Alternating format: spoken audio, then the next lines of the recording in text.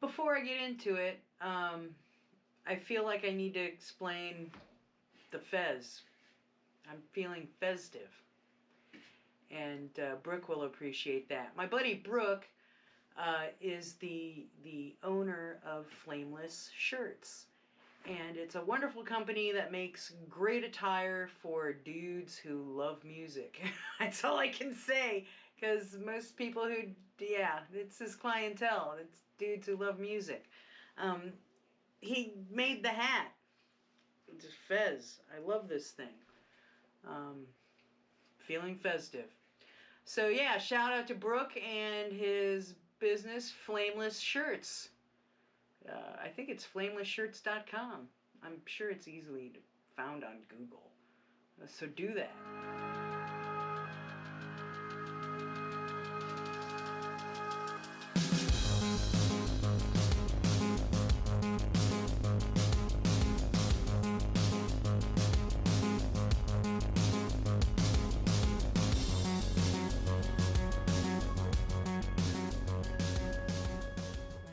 March 25th of this year, Larry McMurtry died.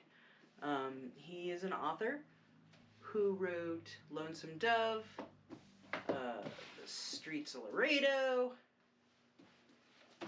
and Roads. Roads is a book about driving all over the country. It opens up by giving great detail of what it's like to drive across Texas. And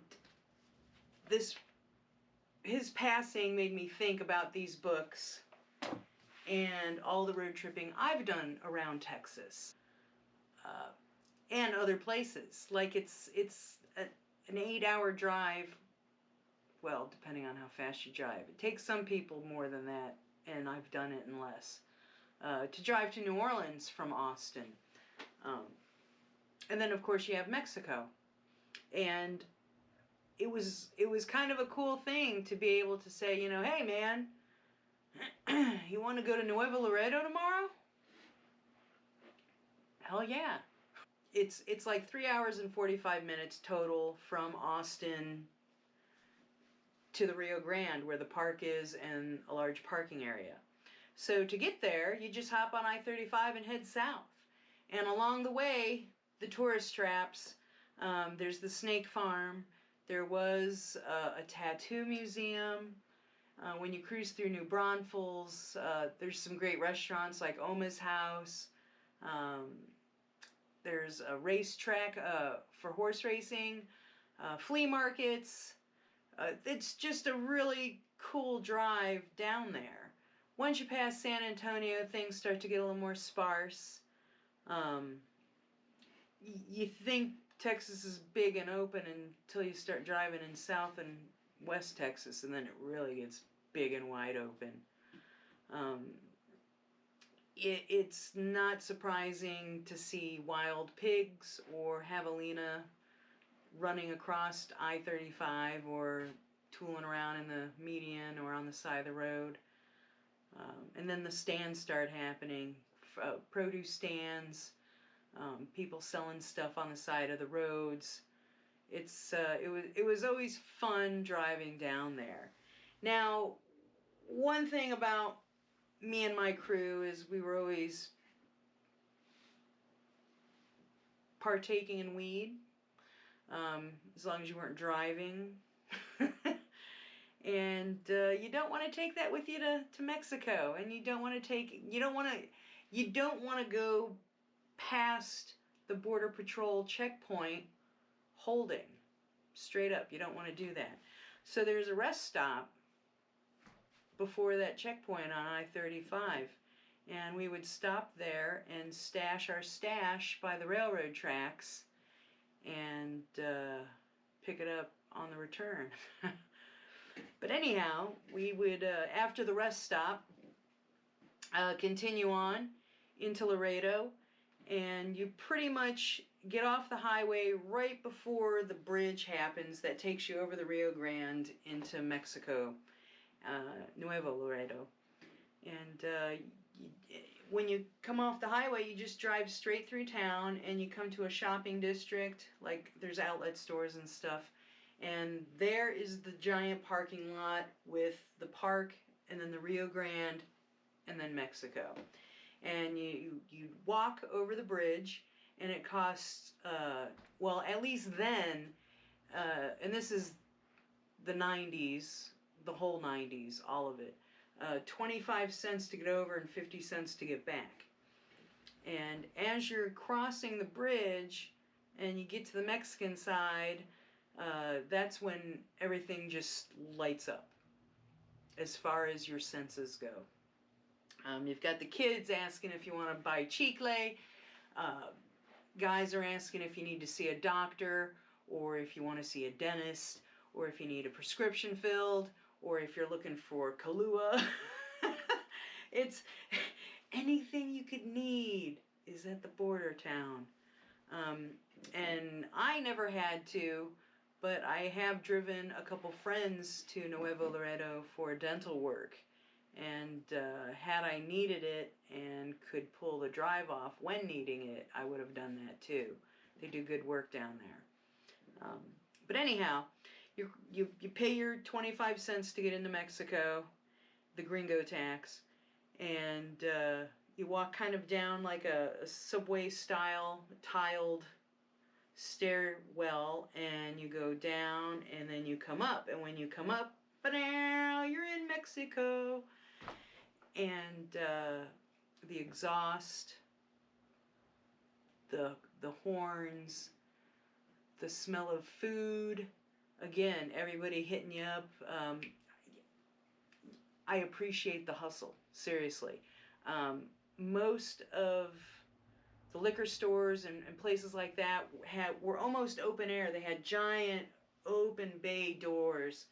And they would just stand outside and say, "You need Kahlua? You need tequila? It's all here." But we continued on. You kind of walk along this sidewalk that's raised up higher than the road, and cars honking and everything, and there's donkeys pulling carts. And we're making our way to one of many of the markets. And when you get to the markets, everything kind of just mellows out a bit. You're off the street, you don't hear, kids freaking out and all the noise from the city and the cars and all that business. And you chill out for a bit. They're usually like an atrium style kind of area, but open air, and a couple levels in the round of vendors. And you can get just the coolest stuff. I mean, they had hammocks and ponchos and purses and jewelry with black onyx and turquoise and silver and leather and just piñatas and food and more booze and vanilla. I just absolutely adored going to those markets. Yeah, I really miss that access. On the way back, we were cruising along, and of course you come to the Border Patrol checkpoint, so you just, wait your turn, and you're asked a few questions. Everybody shows their driver's license. He asks, sometimes they ask your passengers something, sometimes not. So we're behind this pickup truck, and they pull up to the guard, and you see the exchange, and then all of a sudden you see other agents come out with a dog, and the dog starts working the truck, and it's a big Doberman Pinscher, and this Doberman's working the truck, and then when it gets to the rear, there's a signal, and that dog goes berserk. And they ask everybody to get out of the pickup truck. They have it pulled over to the side. And as we are being asked our questions, they're starting to go through that vehicle. And of course, you can't just hang out and see what happens. But they were obviously looking for something that triggered the dog. And that probably is drugs. But that was something to see up close and personal, all those agents springing into action, and that just going down. now that I'm back in Ohio, I have access to Canada, which once the border opens, I fully intend to take advantage of that. But you know, back to this book, McMurtry's Roads. If you're a road connoisseur at all, give this book a read, because it's always fun to read about places you've been, and I just smile from ear to ear when I read. Yeah, just give it a try.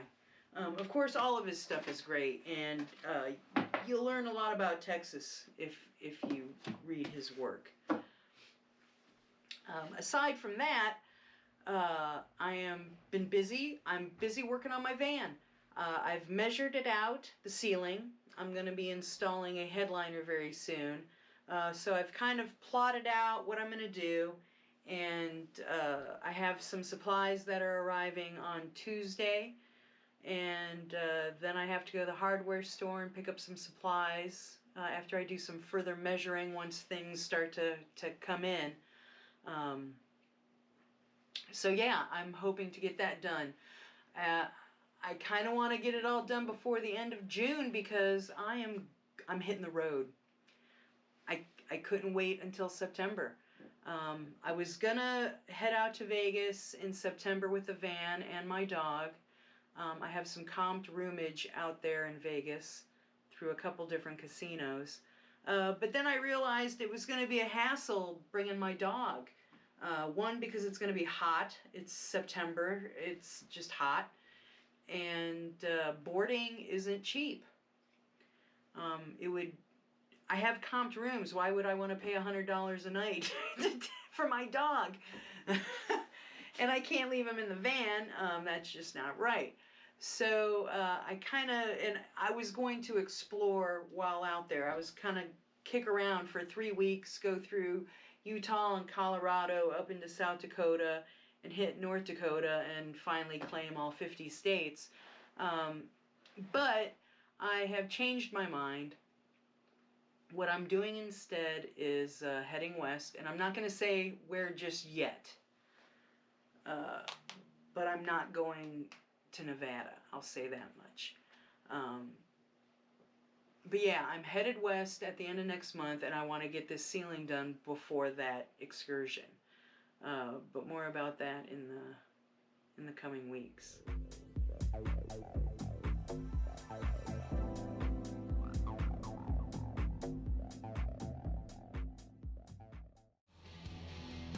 Toto and Tarantula. I have loved this band for decades. I saw them live just by chance walking downtown Austin, well actually on the drag, and walked into Tower Records to see these guys playing. Come to find out later they were going to be in every Robert Rodriguez movie ever made. Well, at least I think that's so. Let my feet feel an earthworm. Let my ears feel a beetle.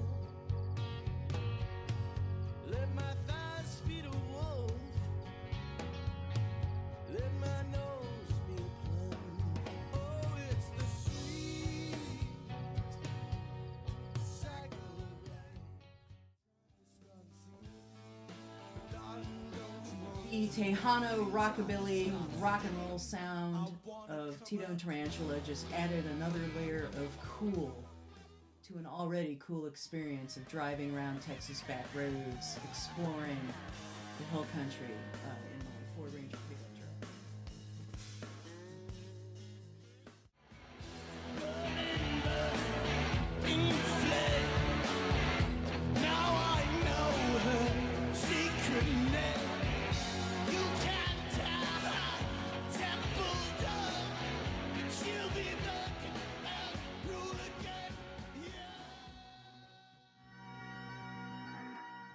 Thanks for watching. We'll be back next time with more stuff about road tripping.